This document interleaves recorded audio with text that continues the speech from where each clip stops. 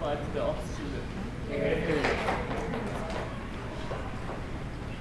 Ladies and gentlemen, we think with the natural pacing that is existing in status quo and the mainstreaming of education in India, it's already enough with the natural and organic change that's happening in status quo. And you don't have to have any soft opposition that's coming from the government at that. We think, Mr. Chair, that this natural pacing happens in the context of globalization and the imposition of nation-state ideologies. If more people, Mr. Chair, becomes interconnected with each other, you don't need the soft imposition because they find a common ground within each other in order to have a more practical communication with each other. The same way, Mr. Chair, that Webster and any other organization doesn't come up with those spots or those languages at the end of the day just because they want to standardize it. Those languages already come, it's natural in the population, and they just derive those words at the end of the day, and they actually have a standardized, Mr. Chair, a standardized manual of how those languages can be used at the end of the day. But the point remains, Mr. Chair, that those languages are already being used on the ground and are already naturally being accommodated by the people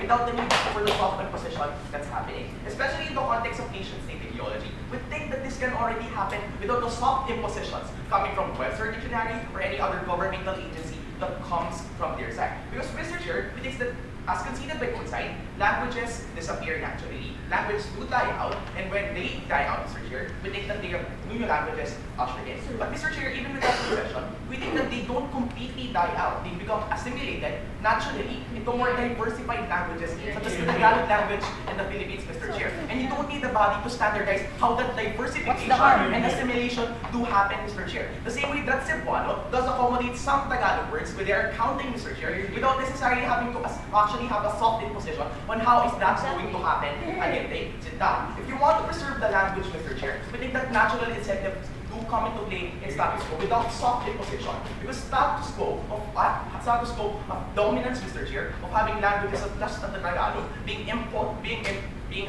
sort of imposing these languages becomes a natural incentive for other languages, Mr. Chair, to immortalize and actually diversify their language from Tagalog itself. And we think that it's natural for them to defend that kind of language and to preserve that kind of language without any form of soft imposition that you have to impose in status quo. That's the problem. Because what's the problem in status quo? The government thinks that with the advent of nation-state ideologies and dominance of cultures, that individuals are going to lose their identities. Because with the division of languages, dominant national languages, Mr. Chair, are going to incorporate these cultures. We think, Mr. Chair, that it's actually natural.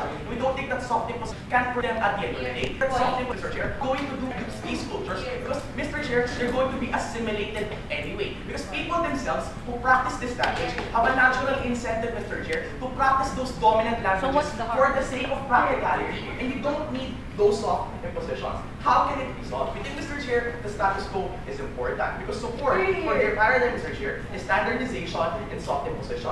We think, Mr. Chair, that natural pacing happens and it is acceptable. On the acceptable level, Mr. Chair, social evolution already guarantees that it is natural and what language they use or find better for their living and for their business is the language that they will accommodate regardless if there are soft impositions or no soft impositions at all. We think, Mr. Chair, the government and other institutions in status quo, such as having a mainstream language in education and media without necessarily have active participation in it, Mr. Chair, is already enough for people to have those choices present on their front, Mr. Chair, to eat, to pick, or to choose from, Mr. Chair. We think that availability of choices in status quo is already enough without necessarily telling these people that these are the standardized languages, Mr. Chair, that you can actually choose from or impose to them what they want to have as a language. Let's compare the brain, because let's say what's more practical. We think it's more practical, Mr. Chair, for the governments and national agencies to have these languages, Mr. Chair, organically integrate and organically diversify themselves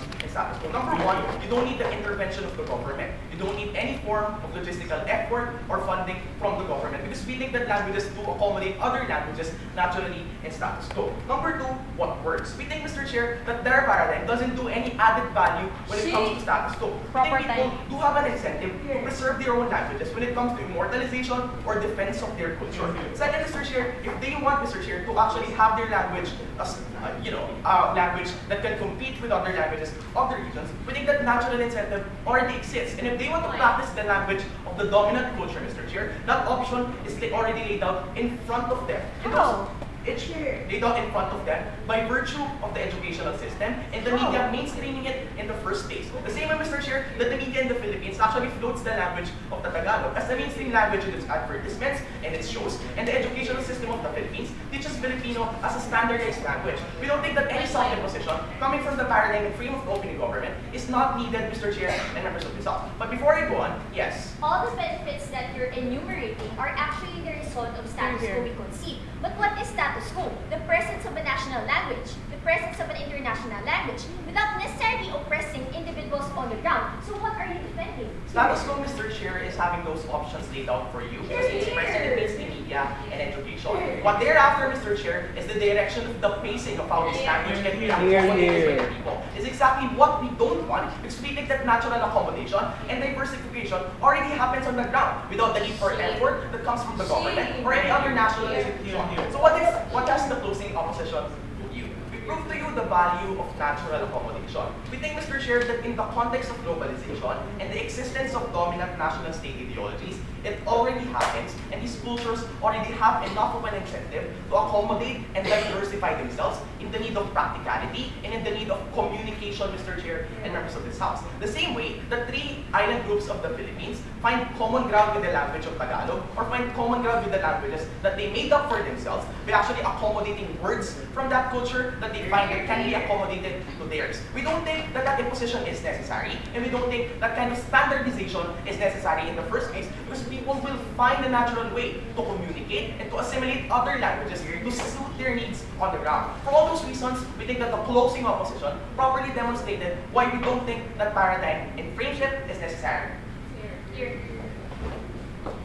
Thank you very much, Alfred. Thank you, everybody. Please come to the House. Go back to the meeting area.